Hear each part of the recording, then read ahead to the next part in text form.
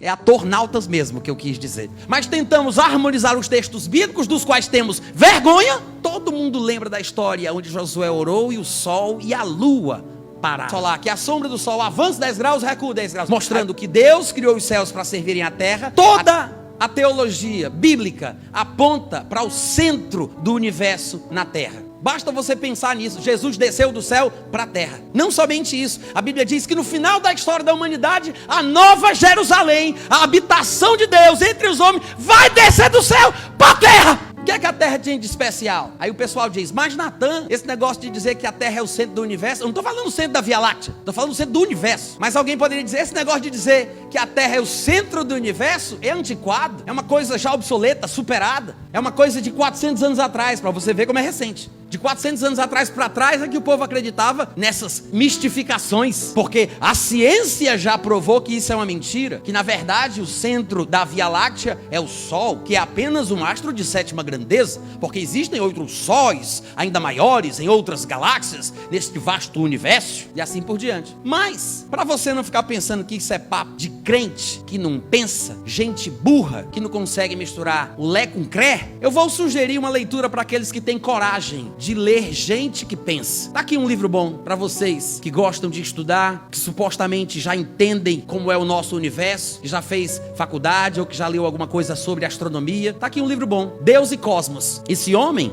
ele não é pastor, mas se você quer saber a formação dele, para que você possa se sentir confortável para ler o que ele tem a dizer a respeito de tudo isso, ele é professor de matemática, é diretor do departamento de ciências matemáticas em uma determinada universidade no Canadá, e ele é PhD em astronomia na University of British Columbia.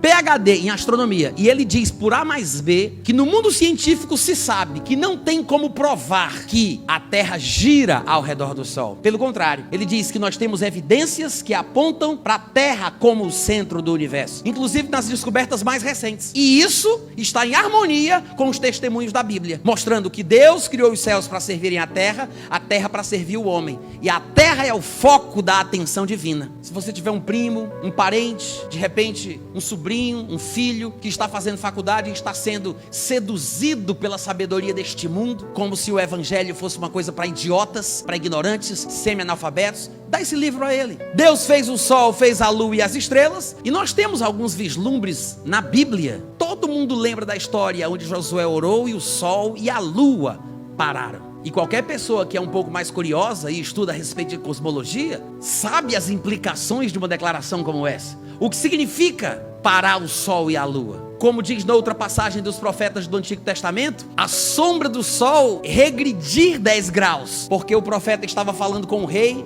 e ele disse, Deus te dará um sinal. O que tu queres? Que a sombra do sol avance 10 graus, recua 10 graus. Aí o rei disse, avançar, eu sei que se avançar vai ser um milagre, mas normalmente ele vai para frente, então se avançar é mais fácil do que voltar. Então, para provar que é Deus, eu quero que volte. E a sombra do relógio voltou 10 graus. Com Josué, parou o sol e parou a lua. Antes do surgimento do sol, a Bíblia diz que Deus cria a terra, e o sol é criado apenas no 4º dia. Não, a terra não é produto ou subproduto do sol, como a ciência diz. Pelo contrário, o sol e a lua e as estrelas, as fixas e as errantes, que hoje são chamadas equivocadamente de planetas, foram criados no 4º dia para iluminar a terra, para servir a terra, para marcar as estações. Em outras palavras, os céus servem a terra.